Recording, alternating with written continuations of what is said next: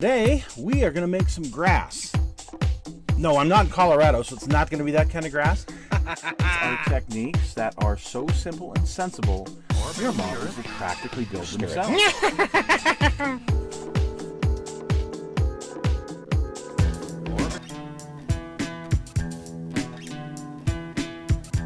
Hello folks, it's Mad Dog Merv, and welcome to the build that we're going to do on this MPC Country Charger.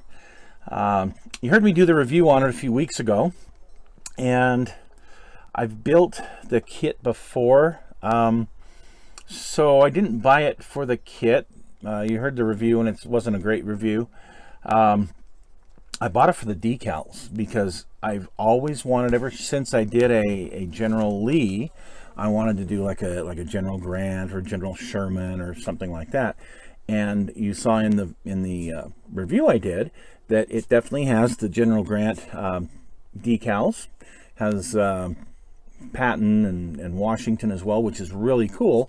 But I decided I'm going to do General Grant. So one thing I did want to clarify is I did a lot of complaining in the unboxing of it.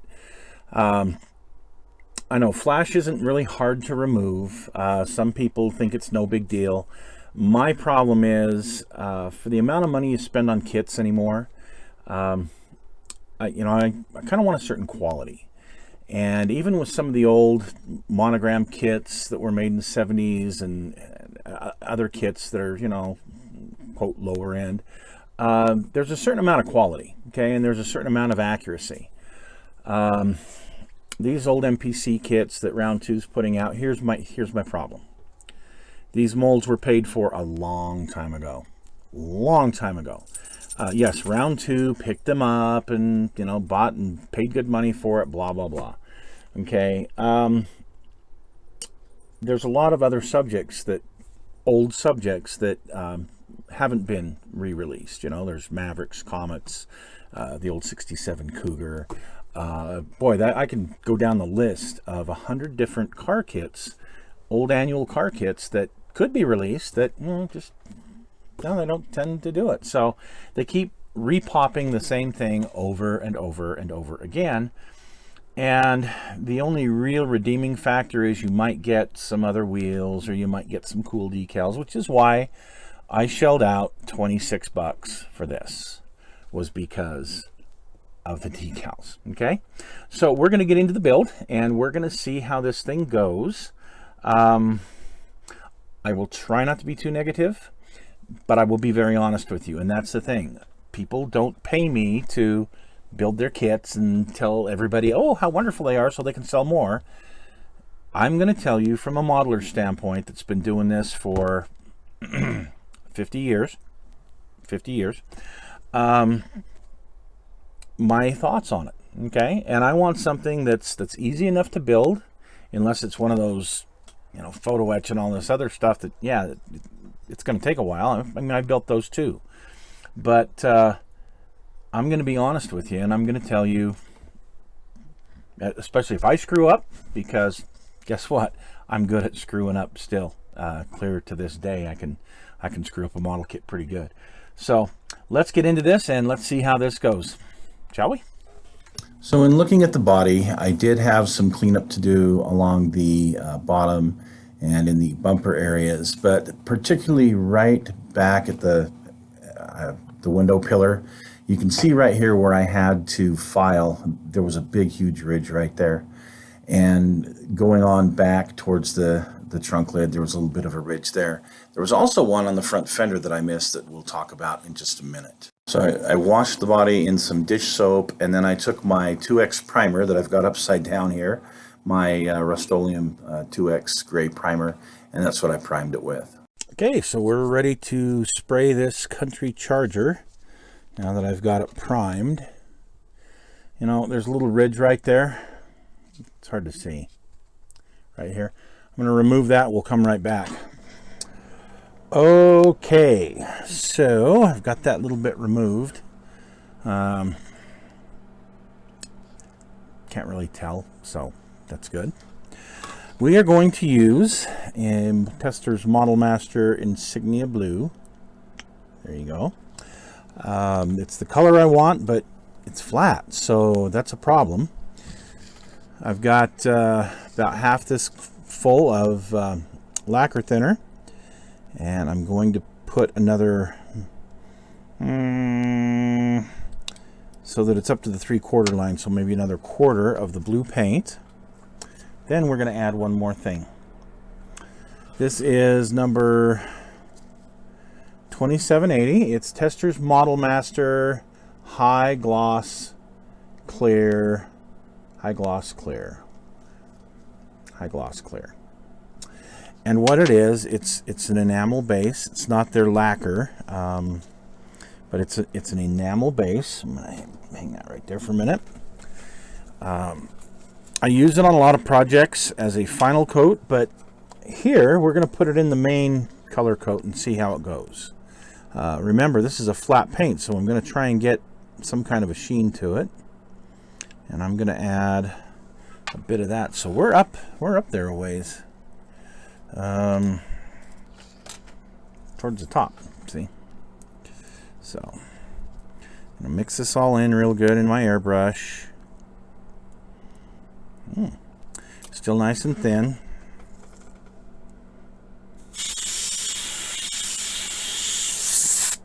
Ooh, got my pressure up a little bit much.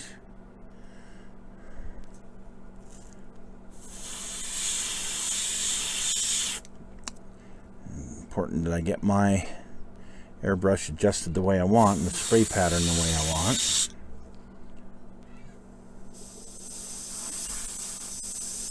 Sometimes I back blow through it a little bit. Huh. We seem to have a problem getting it out there. There we go. See, that's good. That's what I want. Okay. I've checked for dust. I seem to be dust free on the body. Seem to be. I'm where I want to be, so I am going to start spraying.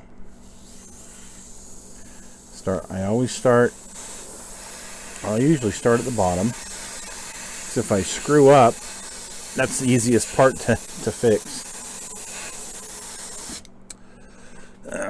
Try and get over here just a little bit closer so you can see what we're doing here.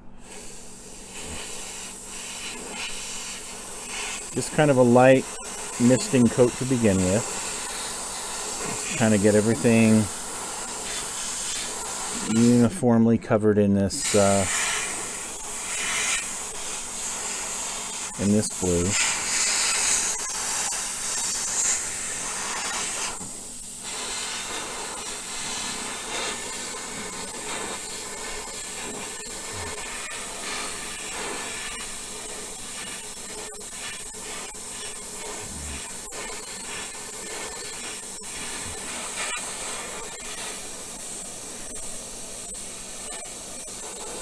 I don't want this too heavy of a coat, because if there's any dust or anything, I'm going to be removing it from here. The last thing I want is to have dust in this in my final coat. So, there you can see we've just kind of gone over it really light, giving it the first coat. I'm going to come back in just a few minutes. When this flashes off, this will flash off quickly, and go for the next coat. Okay, so now, a couple minutes later, here we go. This one's going to be a little bit more, how can I put it, thicker. I checked for dust. There was just a couple of little pieces, and they just rolled right out, which was perfect. This one's going to cover a little bit better. Now on this next coat, we are about 3/4 lacquer thinner and about 1/4 paint. And the reason is I want to burn this in. This would normally help with a gloss coat. This would really help with the shine. But I just want to smooth everything out.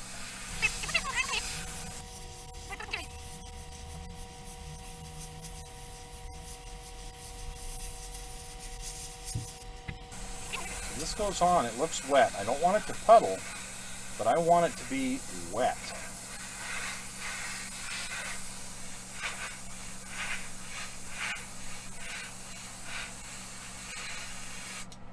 I say wet, yeah, you can see that's wet.